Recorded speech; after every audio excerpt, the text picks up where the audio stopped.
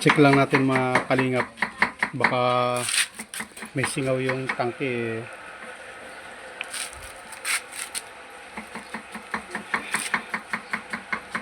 Magluluto si Paring Mel ng ano para lutuin mo? Adobong kangkong. Adobong kangkong. Ayan, healthy. Lutuin namin yun. Pero i-check ko muna tong pagkasa ko ng tangke kasi baka may singaw masunog si Paring Mel.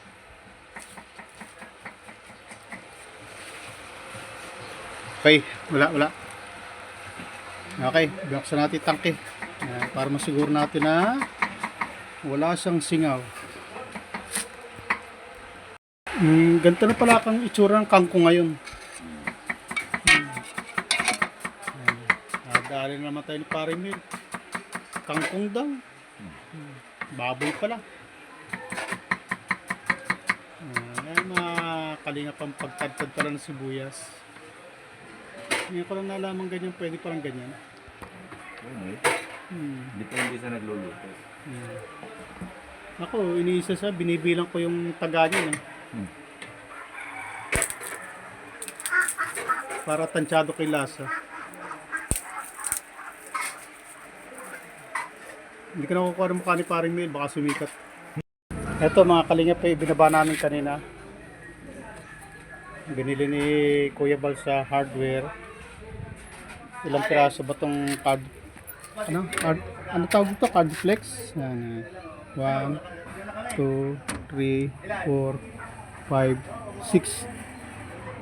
1, 2, 3, 4, 5, 6. 6 na. Ano tawag nga dito? Cardiflex board. Yan. Ewan ko kung tama yung pagkabanggit ko. Pero din ko Cardiflex board. Yan. Ganito rin kasi yung ginamit ko sa kwarto ko Yung sa kwarto ng anak ko pala. Yung gawing paggawa ko yung kwarto ng anak ko. Ganito kinabit namin. Pinakabit ko sa karpintero. Misis ko bumili niya kaya hindi ko alam ang tunay na pangalan. Cardiflex ba? Cardiflex? Basta may flex. Cardiflex board. Yan.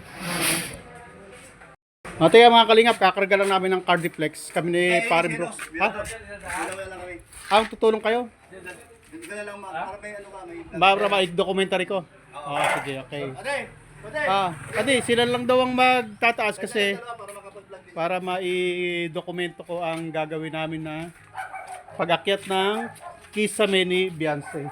Kaya si Paring Brooks at saka si Paring Birador ang mag-aangat. Kukuhanan ko sila kasi i-dokumento lang natin.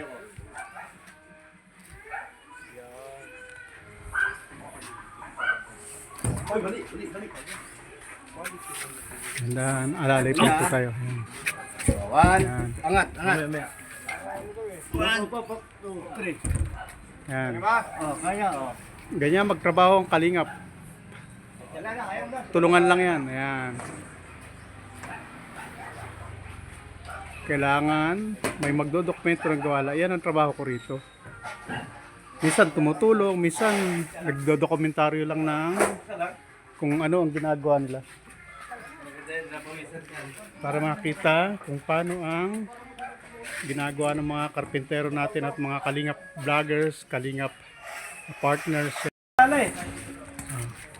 Pangalawang Cardiflex na ang iaangat ni Kuya Brooks at Liberador. Sasalunin naman ni Junes Vlog, Kalingap Pasid at ni Junel na maestro karpintero.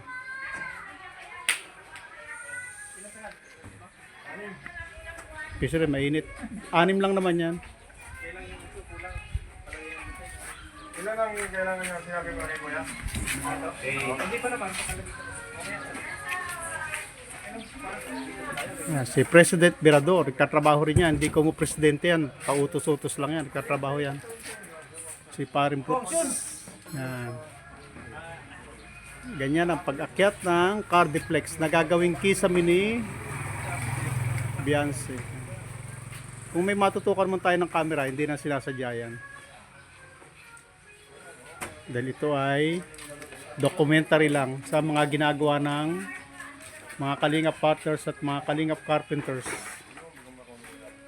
Para makita ninyo kung paano magtrabaho, tulong-tulong na nagtutulungan ng mga kalingap partners at kalingap Carpenters. Yan.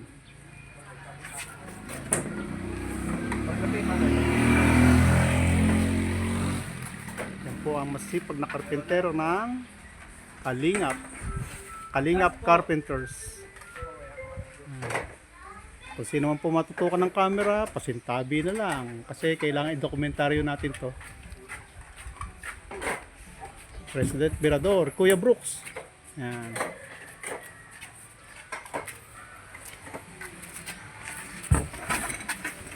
Hindi ako nagkamali, pang-apat na yan. Pang-lima na ito. Panlima na. Sabi ko na nga ba, nagkamali ako eh.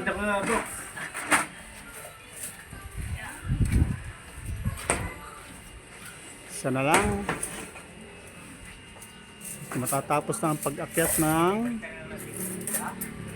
gagawing kisame ni Beyonce. Kung tawagin daw po yan ay Cardiplex. Cardiplex board. Kung hindi ako nagkakamali ulit. Wala. Di bali, ano naman yan? Naku. Ano naman yan? Lalagyan naman ng ano yan. Oh, 1, 2, 3.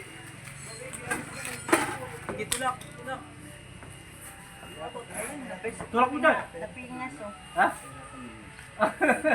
Kailangan mo na. Ang bira. Kabiroon pa. Ayan, masaya lang sila kahit na pagod.